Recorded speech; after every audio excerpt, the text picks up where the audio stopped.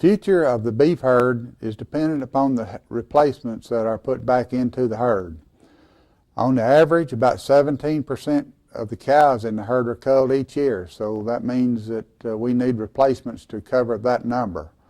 But again, before we use that as a guideline, we need to look at our overall herd and decide, do we need to increase numbers? Do we need to decrease that overall herd size? Once we decide that, we can start working a little bit closer to deciding how many heifers that we need to keep. We also need to look at the available feed supply.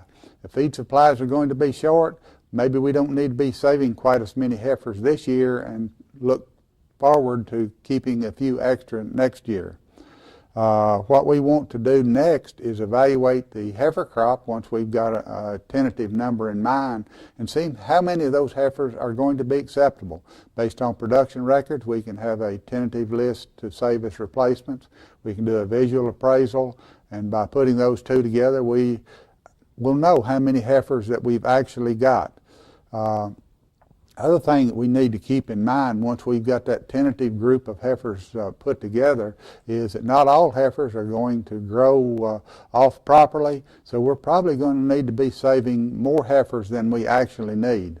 Most producers have found that saving about 50% more heifers than they're going to ultimately need is probably the best solution to being sure of having enough to maintain that cow herd. Sometimes, as I said, we don't have proper growth. Sometimes we have heifers that don't breed.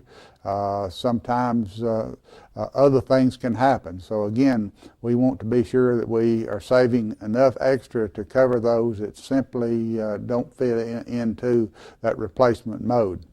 So as I say, if we'll go with that 50% rule, and that is 50% more than what we probably are going to need, that should get us extremely close to the number that needs to be kept as replacements.